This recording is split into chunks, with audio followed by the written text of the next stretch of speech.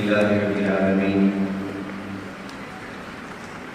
الصلاة والسلام على رسوله الكريم أما بعد أعوذ بالله من الشيطان الرجيم بسم الله الرحمن الرحيم قال الله تعالى في كلامه المجيد يا أيها الإنسان إنك قادم إلى ربك قدحا فملاقيه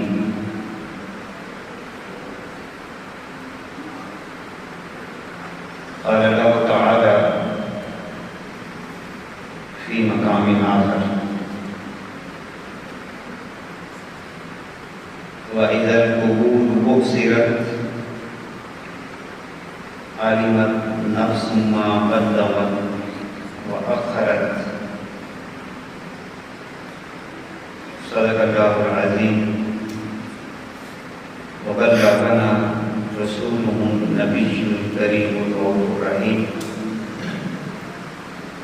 إن الله وملائكته يصلون على النبي يا أيها الذين آمنوا صلوا عليه وسلموا تسليما اللهم صل على سيدنا وحبيبنا محمد مبارك وسلم عليه الصلاة والسلام عليك يا رسول الله الصلاة والسلام عليك يا حبيب الله وعلى آلك وأصحابك يا رحمة للعالمين عزیزان محترم اللہ رب العزت کی توفیق حضور سرور عالم نور مجسم شفیع عالم آپ کی خصوصی توجہات کے بغیر اللہ رب العزت نے ہمیں جمعے کا دن نصیب کیا دعا ہے کہ اللہ ہماری حاضری کو اپنی بارگاہ میں شکل قبولیت عطا فرمائے اللہ ہم سب کو ایمان کی سلامتی عطا فرمائے ایمان کے خاتمہ عطا فرمائے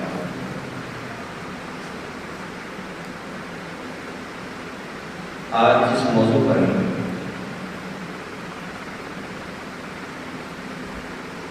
قرآن و سنت کی روشنی میں چند باتیں عرض کرنا ہے وہ ایک افسانوی سا جملہ ہے کہ موت نے مجھے سب کچھ سکھا دیا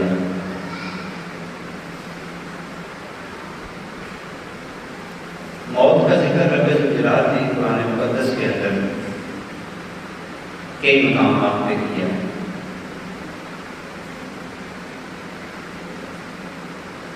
اور نبی رحمت صلی اللہ علیہ وسلم نے بھی ایک حدیث پاک کے اندر جامع ترمذی کی حدیث پاک ہے حضور علیہ السلام نے قبر کی آواز کو بیان کیا کہ قبر روزانہ بندے کو یہ آواز دیتی ہے آنا بیت الغربہ وَأَنَا بَيْتُ الْوَحْدَةِ وَأَنَا بَيْتُ التُّرَابِ وَأَنَا بَيْتُ الدُّودِ قبر کی آواز دیتی ہے کہ اے بندے میں غربت کا گھر اجنبیت کا گھر وَأَنَا بَيْتُ الْوَحْدَةِ میں تنہائی کا گھر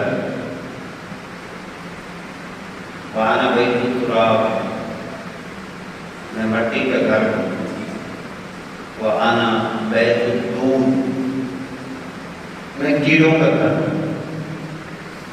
یہ آواز قبر بندے کو روزانہ کی بنیاد پہ دیتی ہے اور یہ بات بھی واضح ہے کہ رب الجلال نے جب سے ہمیں پیدا کیا ہے تو ہمارا مسلسل سفر قبر کے قریب سے قریب تک ہوتا چلا جا رہا ہے۔ یوں سمجھیں کہ جب سے ہم پیدا ہوئے ہیں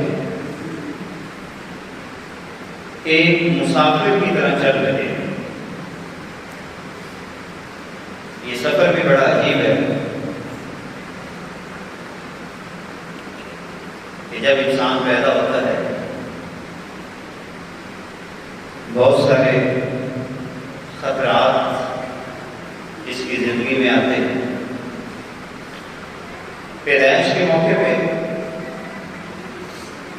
گھر کے اندر ایک خوشی کا سا سامان ہوتا ہے، مبارکباد دی جا رہی ہوتی ہے۔ ماں باپ کے سینے کے اندر ایک جذبہ ہوتا ہے کہ اللہ نے اولاد عطا کر دی ہے، ہمارا سہارا بنے گی،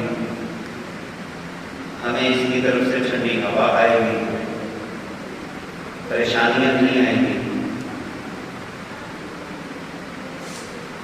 ہر رشتے سے پیار ملتا ہے، ماں الگ پیار کرتی ہے، دادی الگ کرتی ہے، نانی الگ ہے، خالائیں ہیں، پھوپھیاں ہیں۔ یہ سارے رشتے اس وقت ایک خاص انداز میں ہوتے ہیں،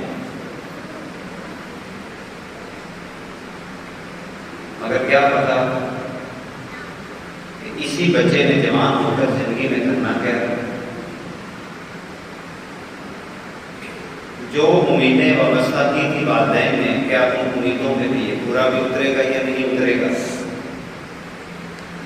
اور یہ سفر مسلسل زندگی کا چلتا ہے۔ دنیا پیچھے رہ جاتی ہے، آخرت قریب سے قریب تر ہوتی چلی جاتی ہے۔ پھر یہ انسان دنیا کے سارے خطرات کو، مسائل کو، تکالیف کو، پریشانیوں کو جیتا ہوا اپنی زندگی کے شب و روز گزار دیتا ہے۔ نشیب و فراز ہے اس زندگی کے اندر، کبھی صحت، کبھی بیماری، کبھی انسان پر امیری کا زمانہ آتا ہے تو کبھی غربت ہوتی ہے، کبھی جیب بھری ہوتی ہے اور کبھی محتاجی کی کیفیت ہوتی ہے۔ اور رب الجلال نے بھی ان تمام کیفیات کا ذکر قرآن مقدس کے اندر ایک آیت پاک کے اندر ہمیں عطا فرمایا ہے۔ یا ایھا الانسان انک کادح الی ربک کدحا، اے انسان تو دنیا کی راہ میں محنت اور مشقت سے گزرتا ہوا اپنے پروردگار کی جانب بڑھ رہا ہے۔ فملاقیہ، بس وہ وقت آنے والا ہے کہ جب تو اپنے پروردگار سے ملاقات کرے گا۔ اس کا مطلب یہ ہوا کہ جب سے ہم پیدا ہوئے ہیں محنت اور مشقت سے گزرتے ہوئے ہماری آخری منزل، آخری ٹھکانہ، آخری آرام گاہ، آخری سکون کی جگہ اگر وہ نصیب میں ہوئی وہ ہماری قبر ہے۔ آپ نے دیکھا ہوگا کہ زندگی کے اندر کچھ لوگ ایسے ہیں کہ جن کو اللہ نے زمینیں عطا کی ہیں، کچھ لوگ ایسے ہیں کہ جن کے پاس ایک محلے کا مکان بھی نہیں ہوتا، ذاتی ملکیت میں، جس کو ہم دنیا کی ذاتی ملکیت کہتے ہیں۔ کسی نے اس مقام پہ بڑا خوبصورت جملہ لکھا کہ اے موت تیرا شکریہ، موت کا شکریہ ادا کر رہا ہے، اے موت تیرا شکریہ کہ تو نے مجھے ذمہ دار کر دیا، اے موت تیرا شکریہ تو نے مجھے ذمہ دار کر دیا۔ ساری عمر زمین نہیں تھی، مگر موت نے کم از کم 2 گز زمین کا مالک تو بنا دیا اور ہمیشہ ہمیشہ کے لیے بنا دیا۔ تو جو بندہ اس دنیا سے چلا جاتا ہے وہ زمیندار ہو جاتا ہے، اس کے پاس زمین آ جاتی ہے تو ٹکڑا اس کو مل جاتا ہے۔ بلکہ عجیب معاملہ یہ ہے کہ دنیا کے اندر لوگ عمومی طور پر دینا پسند نہیں کرتے، چھینتے ہیں، اس کے پاس نہیں ہونی چاہیے، لینے کی کوشش کرتے ہیں۔ اچھا لینی بھی ہو تو بڑی کوشش کے ساتھ لینا پڑتی ہے، مگر کمال نہیں ہے کہ جب موت آتی ہے تو ہر کوئی 2 گز زمین دینے کی کوشش کرتا ہے، اس کے لیے محنت کرتے ہیں، سارے مل کے محنت کرتے ہیں کہ اس کو زمین کا ایک ٹکڑا مل جائے۔ مستری کو بلایا جاتا ہے، زمین کو کھودا جاتا ہے اور پھر اس کے بعد اس زمین کے اندر بندے کو مستقل طور پر رکھ دیا جاتا ہے۔ موت کا شکریہ ادا کرنا چاہیے کہ جس نے بندے کو زمین کا مالک بنا، ذمہ دار کر دیا۔ اچھا دوسری ایک بات یہ ہے کہ رب ذوالجلال نے جو ہماری زندگی کی گنتی ہے وہ کس اعتبار سے دی ہے؟ گھنٹوں کے اعتبار سے نہیں ہے، سالوں کے اعتبار سے نہیں ہے، سانسوں کے اعتبار سے۔ اللہ رب العزت قرآن مقدس میں ارشاد فرماتا ہے انما نعد لکم عدا، کہ ہم ان کی سانسوں کو گن رہے ہیں۔ جب سے پیدا ہوئے، بچہ پیدا ہوا، اس نے سانس لی، ہم کہتے ہیں سانس لی، اللہ فرماتا ہے ہم گن رہے ہیں۔ اب گنتی شروع ہوگی، واپسی کی گنتی فوراً شروع ہوگی، ایک کم ہوگی، پھر دوسری کم ہوگی، تیسری کم ہوگی۔ روزانہ کی بنیاد پہ کتنی سانسیں ہماری کم ہوتی ہیں، ہوتی چلی جا رہی ہیں۔ سفر میں جاتے ہیں تو کتنی سانسیں کم ہو گئی، ابھی مسجد میں آئے کتنی سانسیں ہماری کم ہوئی، یہاں جمعہ پڑھیں گے تو کچھ اور مائنس ہو جائیں گے۔ اب باقی کتنی رہ گئی ہیں یہ ہمارے شمار میں نہیں ہے، یہ اللہ رب العزت کے شمار میں۔ انما نعد لکم عدا، ہم ان کی گنتی کر رہے ہیں۔ یہی وجہ ہے کہ حضرت حسن رضی اللہ تعالیٰ عنہ آپ ایک مقام پہ فرماتے ہیں المبادرہ المبادرہ، جلدی کرو جلدی کرو۔ یہ لفظ آپ نے 2 دفعہ ارشاد کرنا ہے، المبادرہ المبادرہ، جلدی کرو جلدی کرو۔ اور پھر آپ خود ایک سوال قائم کرتے ہیں تمہاری زندگی کیا ہے؟ حضرت حسن رضی اللہ تعالیٰ آپ فرماتے ہیں تمہاری زندگی کیا ہے؟ یہی سانسیں ہیں، بس یہی سانسیں زندگی ہیں۔ سانس اکھڑ گئی تو زندگی کا خاتمہ ہو گیا، زندگی گزر گئی۔ اور آپ پھر خود ارشاد فرماتے ہیں اللہ رحم کرے اس آدمی پر کہ جس نے اپنا خود جائزہ لیا اور اپنے گناہوں پر 4 آنسو بہا دیا۔ کامیاب ایسا ہی بندہ ہوتا ہے جو موت سے پہلے اپنا جائزہ لے لیتا ہے، اپنے گناہوں پر 4 آنسو بہا دیتا ہے، دوسروں کے گناہوں پر نہیں، اپنے گناہوں پہ آنسو بہاتا ہے، اور اپنے گناہوں کی گنتی کرتا ہے کہ میری سانسیں گناہوں میں گزری ہیں یا نیکیوں میں گزری ہیں، میری سانسیں کیسے گزر رہی ہیں، گنتی کرتا ہے۔ اور ایک بات بڑی پیاری لکھتے ہیں حضرت حسن رضی اللہ تعالیٰ، آپ فرماتے ہیں کہ جب تمہاری آخری سانس ہوگی، فرض کریں آپ گھر میں بیٹھے ہیں، فرض کریں آپ سفر میں ہیں، آپ کسی کے ساتھ گفتگو کر رہے ہیں اور ادھر سے حضرت ابراہیم علیہ السلام کی تشریف لے آئے، آنکھیں بتلا گئی، محسوس ہو گیا کہ اب میری زندگی کا آخری وقت شروع ہونے والا ہے، اور آپ فرماتے ہیں کہ جب تمہاری آخری سانس ہوگی تو تمہیں پتا ہے کہ تم کہاں ہوگے؟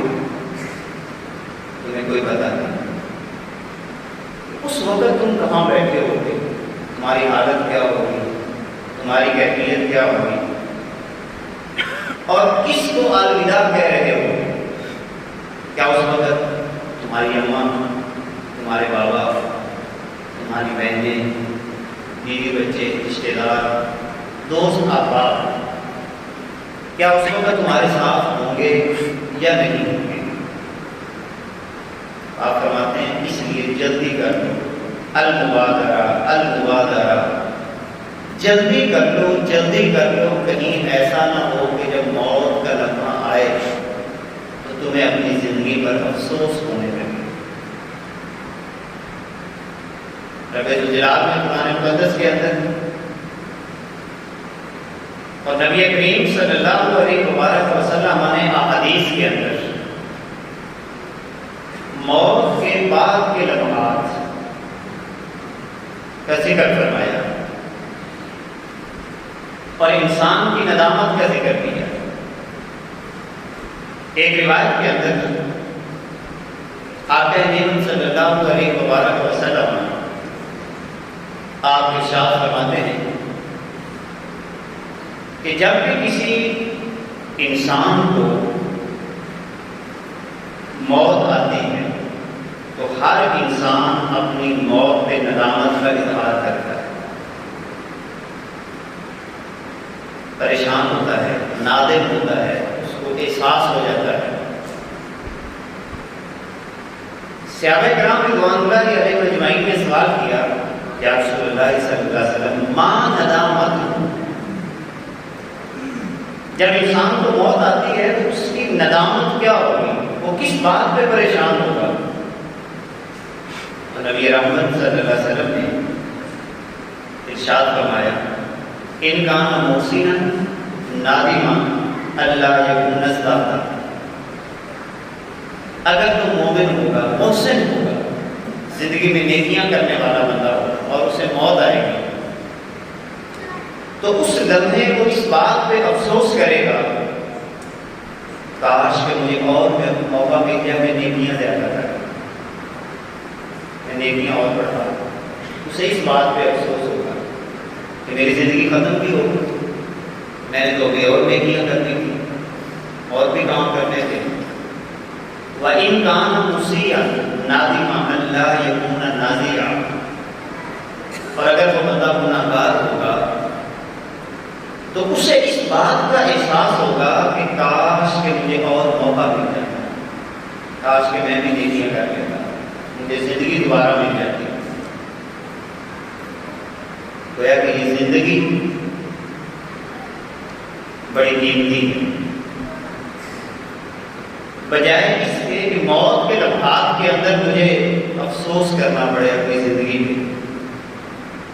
اور رب الجلال نے اس افسوس کے لیے قرآن مقدس کے اندر جو لفظ استعمال کیے ہیں کئی مقامات پر، یا لیتنی، یا لیتنی، یا لیتنا، اس طرح کے لفظ استعمال کیے، اور کئی مقامات پر باقاعدہ یہ بندہ اللہ سے عرض کرے گا کہ اے اللہ مجھے واپس ایک دفعہ دنیا کے اندر بھیج دے۔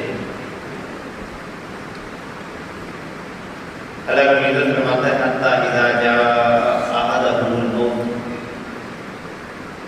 جب تم میں سے کسی بندے کو موت آتی ہے، قال، تو کیا کہتا ہے، رب ارجعونی، اے اللہ مجھے ایک دفعہ واپس بھیج دے، لعلی اعمل صالحا فیما ترکت، تاکہ میں کوئی ایسا نیک عمل کر دوں جو پیچھے چھوڑ کے آیا ہوں، شمار و جائیداد چھوڑ کے آیا ہوں، کچھ چیزیں چھوڑ کے آیا ہوں، اے اللہ مجھے ایک دفعہ واپس بھیج دے، میں نیکیاں کرنا چاہتا ہوں۔ رب الجلال فرمائے گا کلا انہا کلمۃ هو قائلها، ہرگز نہیں، اب واپسی کا کوئی راستہ نہیں. سانسیں تمہیں دی تھی میں نے، مگر تم نے ضائع کیا، اپنا دل گندا کیا، اپنی زبان گندی کی، اپنے عمل کو گندا کیا، اپنی کیفیات کو تم نے درست نہ کیا. اگر تو دل اپنا صاف رکھتا، دل سادہ رکھتا، اللہ تیری طبیعت کی وجہ سے ایک رونق پیدا کرتا. یعنی انسان جو آپس میں لڑتے ہیں یا جھگڑتے ہیں یا معاشرے کو گندا کرتے ہیں، یہ کیوں کرتے ہیں؟ یہ صاف نہیں ہے. جب پیدا ہوئے تھے تو لوگوں نے خوشیاں منائی تھیں، مبارکبادیں دی تھی کہ بچہ پیدا ہوا ہے. بڑا ہوا تو اس کی وجہ سے سارا خاندان پریشان ہے. یہ بازار میں چلتا ہے تو بڑا بے توقع ہو کے چلتا ہے، مونچھوں کو تو دیتا ہے، گھمنڈ اختیار کرتا ہے، غرور کا اس کا لہجہ ہوتا ہے، آکڑ اس کی ختم نہیں ہوتی. اسی لیے تو میں نے عرض کیا کہ موت نے مجھے سب کچھ سمجھا دیا، سب کچھ سمجھا دیا کہ تیرا کچھ بھی نہیں ہے، کچھ بھی نہیں ہے تیرا. مٹی تیرے نصیب میں ہے یا نہیں ہے یہ بھی کوئی پتہ نہیں. جب انسان اپنی فکر کو سادہ کرتا ہے، پاکیزہ کرتا ہے، تو ہماری زندگیوں میں سکون نہ آئے. اب اس کا طریقہ کیا ہے؟ میری اور آپ کی طبیعت میں سادگی کیسے ہے، اندر کے مزاج میں سادگی کیسے ہے. ایک بات طے کر رہے ہیں اپنی زندگی میں، دل کی تختی پہ لکھ دو. اگر آپ کسی کو فائدہ نہیں دے سکتے، نہ دیں، کوئی مسئلہ نہیں، نہ فائدہ دیں، مگر کم از کم یہ بات طے کر لیں کہ آپ نے کسی کا نقصان نہیں کرنا. یہ بات بھی کم از کم جو بندہ طے کر لیتا ہے کہ میں نے کسی کا نقصان نہیں کرنا. اب ذرا غور کریں، اس کی طبیعت میں کتنی سادگی آ جائے، اس کا اندر کتنا صاف اور پاکیزہ ہو جائے گا. اس کے کسی منصوبے کے اندر کسی کو تنگ کرنا شامل ہے ہی نہیں کہ میں نے فلاں کو تنگ کرنا ہے، فلاں کو تنگ کرنا ہے، فلاں کو پریشان کرنا ہے، فلاں کے خلاف لوگوں کو گھنٹا کرنا ہے. بالکل نہیں ہے. بلکہ ہمیشہ جب بھی وہ سوچتا ہے تو لوگوں کے بھلے کی بات سوچتا ہے، امن کی بات سوچتا ہے، محبت کی بات سوچتا ہے، پیار کی بات سوچتا ہے. تو جب طبیعت میں سادگی ہو تو اس وقت انسان کو اپنی زندگی پہ افسوس بھی نہیں ہوتا. یہی وجہ ہے کہ ایک اور مقام پر رب ذوالجلال قرآن مقدس میں ارشاد فرماتا ہے وَمَنْ أَظْلَمُ مِمَّنْ ذُكِّرَ بِآيَاتِ رَبِّهِ فَأَعْرَضَ عَنْهَا وَنَسِيَ مَا قَدَّمَتْ يَدَاهُ.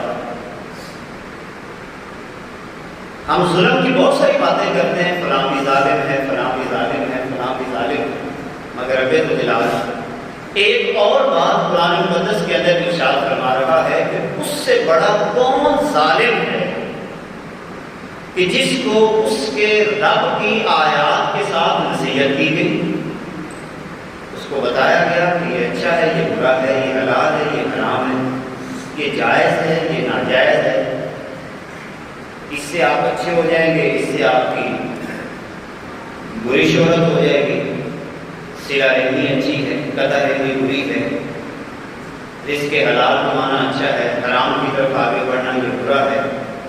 تو جس کو اس کے رب کی طرف سے نصیحت کی گئی فَأَعْرَضَ عَنْهَا، مگر اس نے کیا کیا؟ اعراض کیا. اس نے اللہ کی کسی بات کی طرف توجہ ہی نہیں کی کہ اللہ کیا کہہ رہا ہے، میرا مالک کیا کہہ رہا ہے، میرا خالق کیا کہہ رہا ہے. اس نے توجہ ہی نہیں دی، اعراض کیا، توجہ نہیں دی. وَنَسِيَ مَا قَدَّمَتْ يَدَاهُ، اور بھول گیا کہ وہ اپنے لیے آگے کیا بھیج رہا ہے. کبھی کسی نے غور کیا اس بات پہ بیٹھ کے کہ میں اپنے لیے آگے کیا بھیج رہا ہوں؟ کیا کیا ہے میں نے اپنی زندگی میں، اپنے شب و روز میری سانسیں کیسے گزر رہی ہیں. یہی وجہ ہے کہ قبر آواز دیتی ہے. جامع ترمذی میں یہ روایت موجود ہے. قبر آواز دیتی ہے آنا بیت القربہ، میں پردیس کا گھر، وہاں پر کوئی تجھے کھانا کھلانے نہیں آئے گا، کوئی تجھے پوچھنے نہیں آئے گا، آپ کے پاس آ کے کوئی بھی نہیں بیٹھے گا. وہاں نہ بیت الوحدہ، میں تنہائی کا گھر، میں مٹی کا گھر، میں کیڑوں اور مکوڑوں کا گھر. اللہ ماشاء اللہ ہمارے یہاں بات باتیں مشہور ہیں کہ نیک بندوں کو کیڑے نہیں کھاتے. ایسا نہیں ہے، یہ مشہور ہے. ویسے اللہ کسی کے جسم کو محفوظ کرنا چاہے اپنی قدرت کی نشانی کے طور پر تو وہ کرتا ہے. انبیاء کے بارے میں یہ واضح ہے کہ انبیاء کے جسم محفوظ ہیں. وہ خود رسول اللہ صلی اللہ علیہ وسلم نے ارشاد فرمایا کہ انبیاء کے جسم کو مٹی نہیں کھاتی. اس کے علاوہ کوئی بھی مٹی کا جسم کو کھانا یہ کسی بھی انسان کے نیک ہونے کے خلاف نہیں.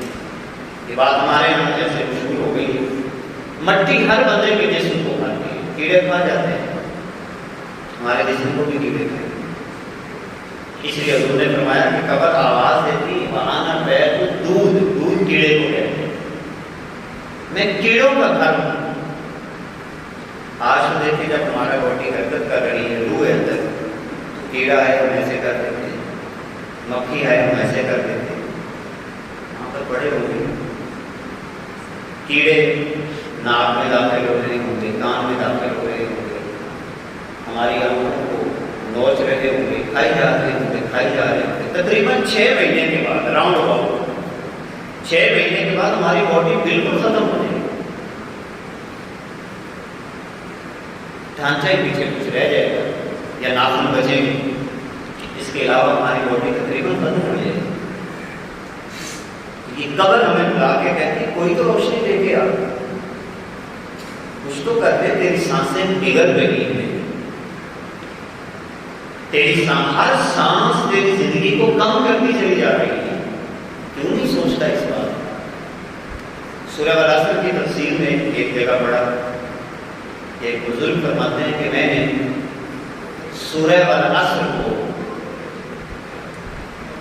ایک بندے کی بولی سے سمجھ لیا. وہ برف لگا کے بیٹھا ہوا تھا اور آواز لگا رہا تھا، اے لوگوں میری برف خرید لو. یہ پگھلتی چلی جا رہی ہے، یہ پگھلتی چلی جا رہی ہے. اس وقت مجھے سمجھ آئی والعصر ان الانسان لفی خسر، انسان خسارے کی طرف جا رہا ہے. سانسیں اس کی کم ہو رہی ہیں، ملیا میں ہو جائے گا. تو جو سانسیں اللہ نے عطا کی ہیں ان کو قیمتی بنا دیا جائے، اچھا کر دیا جائے، دل کو سادہ کر دیا جائے. اور یہ موت انسان کو کیا کیا سمجھاتی ہے؟ بہت کچھ سمجھاتی ہے، بہت کچھ سمجھاتی ہے اگر کوئی سمجھے. ایک افسانہ نگار میں اپنی طبیعت پر موت کو طاری کر کے بہت ساری باتیں لکھی. ان باتوں میں سے جیسے ایک بات جو میں نے تھوڑی دیر پہلے بھی عرض کی کہ وہ لکھتا ہے کہ اے موت تیرا شکریہ، تو نے مجھے ذمہ دار کر دیا. پہلے زمین نہیں تھی، تیرا شکریہ کہ تو نے مجھے کوئی زمین تو دے جو ہمیشہ ہمیشہ کے لیے. تیرا شکریہ. کہتا ہے کہ میں فوت ہوتا ہوں تو وہ لوگ بھی میں نے دیکھے کہ میری قبر پہ یا میری میت میں آنسو بہا رہے تھے، جو ساری عمر میری غیبت کرتے رہے، میری چغلی کرتے رہے. آج وہ بھی بے بس ہو گئے. ذرا سوچیں، ہم جس کو ستانے کے لیے پلاننگ کرتے ہیں، ایک آپ مفروضہ قائم کریں اپنے ذہن کے اندر، ہم جس کو ستانے کے لیے کوئی منصوبہ تیار کرتے ہیں کہ میں نے اس کو ستانا ہے، اس کو پریشان کرنا ہے، اس کو دکھ دینا ہے، اس کو کہیں نہ کہیں جا کے چوٹ لگانی ہے. آپ اگر پلاننگ کر رہے ہوں اور آپ کو پھر اطلاع ملے کہ وہ بندہ اس دنیا سے رخصت ہو گیا، آپ کی پلاننگ کدھر گئی؟ اس کا مطلب آپ کی پلاننگ ختم ہو گئی، آپ کا منصوبہ سارا دھرا کا دھرا رہ گیا، اور آپ حیران ہوں گے کہ بعض دفعہ ایسے بھی ہوتا ہے کہ آپ جس کے خلاف اپنی کوئی پلاننگ، اپنا کوئی منصوبہ تیار کر کے بیٹھے اور آپ کو اطلاع ملے کہ وہ فوت ہو گیا۔ ہم اتنے عجیب لوگ ہیں، اسی کے لیے محبت کے جذبات کا اظہار کر رہے ہوتے ہیں، اسی کے لیے دعائیں خیر بھی کر رہے ہوتے ہیں کہ یا اللہ اس کی خیر کر دے۔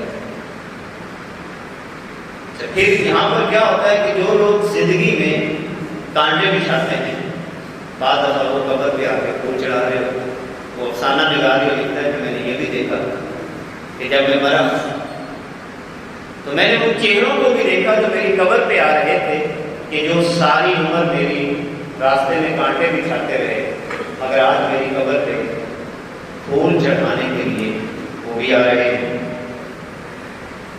اور میں نے یہ بھی دیکھا کہ جو مجھے ساری عمر پہچاننے سے بھی انکار کرتے رہے،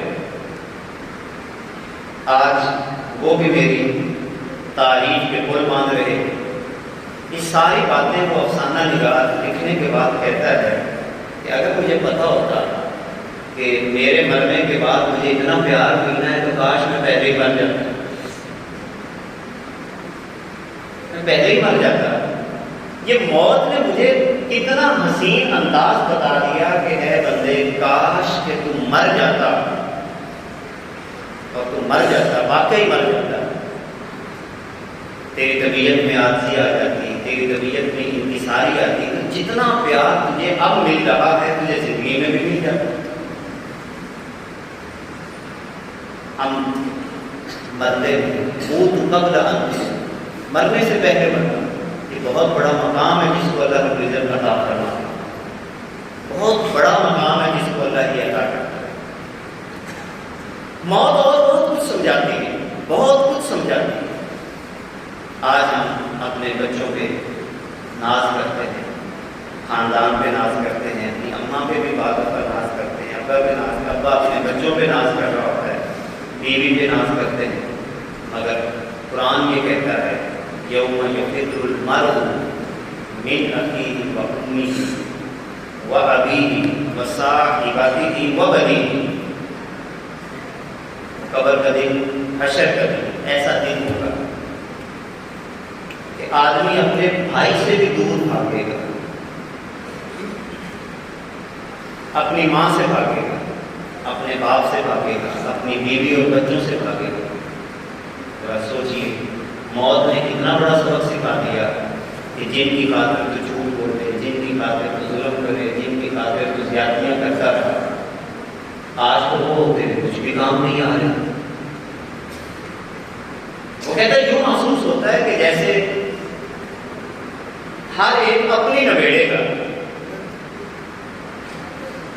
ہر ایک کو اپنی اپنی پڑی ہوگی کہ میری جان بچ جائے، میری جان بچ جائے، میری آپ جان بچ جائے۔ وہ نہیں دیکھے گا کہ یہ بچہ ہے یا کیا ہے، بلکہ قرآن نے ایک لفظ استعمال کیا ہے اس حوالے سے بھی کہ وہ اتنا ہولناک دن ہوگا کہ دودھ پیتا بچہ، مثال دی ہے قرآن نے۔ اب دودھ پیتا بچہ ماں کو کتنا پیارا ہوتا ہے، اللہ رب العزت فرماتا ہے کہ وہ اتنا ہولناک دن ہوگا قیامت کے دن کہ دودھ پیتا بچہ بھی ماں اپنا دودھ چڑھا کر اس کو پھینک دے، ہر کوئی اپنی نبیڑے گا، کسی نے آ کے نہیں نبیڑنی آتی۔ اپنی قبر کی روشنی خود تیار کیجیے، سانسیں گھٹ رہی ہیں، اپنی تنہائیوں کو خوبصورت کریں۔ اگر آپ چاہتے ہیں کہ آپ کی جلوت کی زندگی، جیسے میں اور آپ یہاں پہ بیٹھے ہیں، یہ ہماری جلوت ہے، خلوت نہیں ہے۔ ہم بازار میں چلتے ہیں، یہ ہماری جلوت ہے، کسی سے ملنا ہے، کسی کے پاس بیٹھنا ہے، خاندان میں بیٹھے ہیں تو لوگوں کے پاس بیٹھنا ہے، دکان پہ بیٹھے ہیں تو آپ کا باقی معاملہ ہے۔ اگر آپ اپنی جلوت کو خوبصورت کرنا چاہتے ہیں تو اپنی خلوت تنہائی کو خوبصورت کریں۔ دو طریقے ہیں اپنی تنہائی کو خوبصورت کرنے. پہلا طریقہ یہ ہے کہ اپنا ذہن سادہ کرنا. آپ کی تنہائی خوبصورت ہو جائے. ذہن کے سادہ کرنے کا مطلب کیا ہے؟ سادہ سا کہ آپ کے پلاننگ میں کسی کو ستانا لکھا ہی نہ ہو، بس. یعنی یہ آپ کی پلاننگ میں شامل ہی نہ ہو.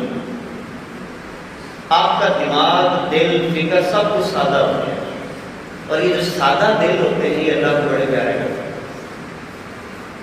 یہ ٹوٹے ہوئے دل ہوتے ہیں.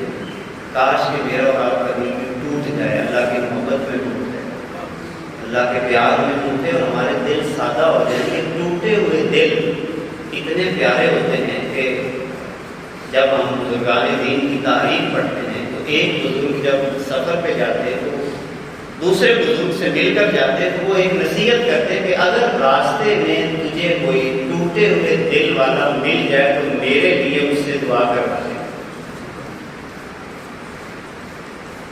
کیونکہ حدیث قدسی کے اندر آتا ہے، اللہ خود ارشاد فرماتا ہے آنا عند المنکسرۃ قلوب، میں ٹوٹے ہوئے دلوں کے پاس رہتا ہوں. جن کے دل سادہ، جن کی پلاننگ میں ستانا نہیں ہوتا. ذرا سوچیں، میں ایک سادہ سی بات آپ کو عرض کرنا چاہتا ہوں. یہ مخلوق اللہ کی ہے، اللہ کو مخلوق پسند ہے کیونکہ اس کی تخلیق ہے. یہ تو اس کی ساری تخلیق ہے. فرض کریں آپ کا بیٹا ہے، آپ سبب بنے اس کی پیدائش کا، دیا تو اللہ نے. آپ کے پاس بیٹھ کر کوئی آپ کے بیٹے کے خلاف پلاننگ کر رہا، کیا آپ اس کو پسند کریں؟ کیا آپ اس کے سر پہ دست شفقت رکھیں گے کہ نہیں بہت اچھا کر رہا ہے تو میرے بیٹے کے خلاف پلاننگ کرنا ہے؟ اگر آپ کو اچھا نہیں لگتا تو اللہ کو اچھا لگتا ہے. جب ہم دو چار بندے بیٹھ کر پلاننگ کرتے ہیں فلاں کے ساتھ ہم نے یہ ظلم کرنا ہے، زیادتی کرنی ہے، قبضہ کرنا ہے، مال چھیننا ہے، بے عزت کرنا ہے، جب آپ پلاننگ کرتے ہیں آپس میں بیٹھ کر کریں یا تنہائی میں بیٹھ کے کریں؟ تنہائی میں بیٹھ کے کریں گے تو اللہ ساتھ ہے، اللہ دیکھ رہا ہے آپ کی پلاننگ کو. ذات صدور ہے، اس میں قرآن میں یہ بات، سینوں کے اندر اٹھنے والے جو آپ کے جذبے ہیں وہ ان کو بھی جانتا ہے کہ آپ کی پلاننگ اور سوچ کیا ہے، آپ کی فکر کیا ہے.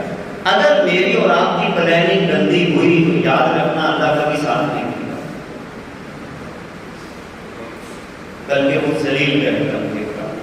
کیونکہ آپ اس کی مخلوق کے بارے میں اچھا نہیں سوچتے، آپ مخلوق کے بارے میں تنگ نظر ہے.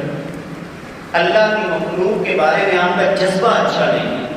اللہ کی مخلوق کے بارے میں آپ مثبت نہیں سوچتے، منفی سوچتے ہیں. یاد رکھنا جس دن میری اور آپ کی سوچ میں، فکر میں یہ بات راسخ ہو گئی اور مخلوق کے بارے میں میرا سینہ چوڑا ہو گیا کہ میں نے اچھا سوچنا ہے کہ اللہ کے بندے ہیں، یقین جانے اللہ رب العزت آپ کے دل کو اپنی محبت کا مرکز بنا دے. موت بہت کچھ سمجھاتی ہے، بڑے بڑے سبق دیتی ہے انسان کو موت. اسی لیے کائنات کے آقا نے فرمایا الکیس من دان نفسہ وعامل لما بعد الموت والعاجز من اتبع نفسہ ہواها وتمنى علی اللہ امانیہ. جامع ترمذی میں امام ترمذی نے اس روایت کو نقل کیا. حضور فرماتے ہیں اگر کسی نے سمجھدار بندہ دیکھنا ہو، عقل مند بندہ، من دان نفسہ، سمجھدار عقل مند بندہ وہ ہے جو اپنے نفس کا محاسبہ کرتا ہے، دوسروں کا محاسبہ نہیں کرتا، اپنے نفس کا محاسبہ کرتا ہے کہ میں غلطی کے اوپر کہاں پہ ہوں. اپنے نفس کا محاسبہ سادہ لفظوں میں ہوئی کہ ہر ایک اپنی لبیڑے گا،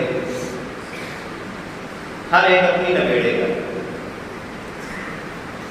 انداز اچھا کر دیجیے. اور حضور نے فرمایا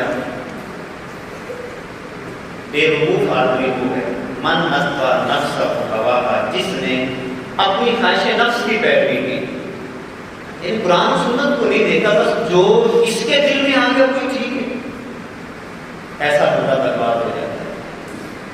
ذلیل ہو جاتا ہے ایسا بندہ کبھی کامیابی کی طرف آگے نہیں بڑھتا جو اپنے نفس اور اپنی خواہش کے پیچھے چلنے کی کوشش کرتا ہے۔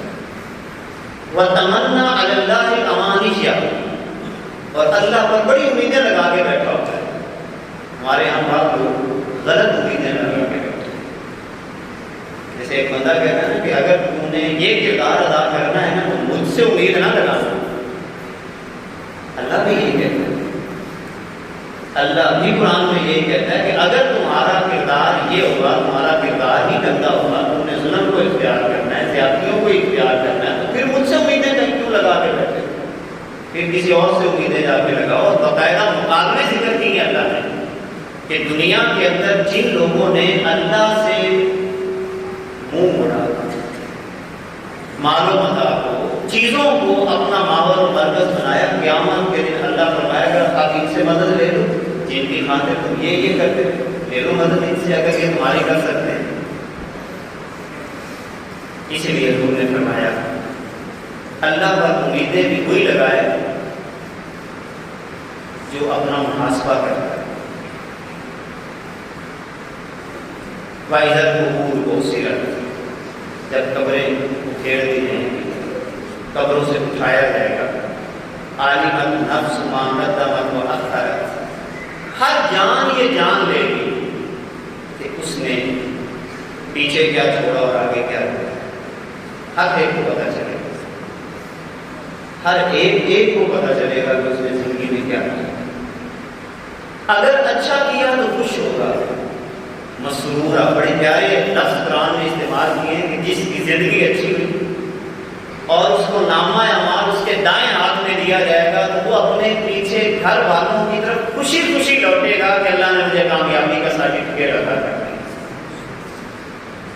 خدا نخواستہ اگر نامہ اعمال بائیں ہاتھ میں ملا تو یہ کیا کہے گا، یا لیتنی قدمت لحیاتی، یا لیتنی قدمت لحیاتی، کاش کہ میں اپنی زندگی کے اندر کچھ بہتر آگے تیاری کر کے پیچھے، لیکن میں نے اپنی زندگی کو نشے سے بڑا جوانی کا نشہ، مال و دولت کا نشہ، اقراہٹ کا نشہ، اس نے ہماری قوموں کو تباہ و برباد کیا۔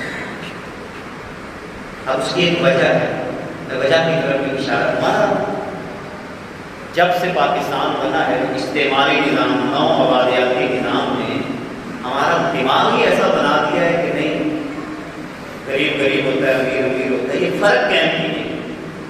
کاش کہ ہمارے یہ فرق ختم ہو، ہم آج تو مسکین بندے بن کر اللہ سے معافی مانگ لیں کہ اے اللہ ہم تیرے حکموں کو چھوڑ کر غیروں کے حکم اور نظام کے اوپر چلے ہوئے، اس لیے تو برباد ہو رہے ہیں۔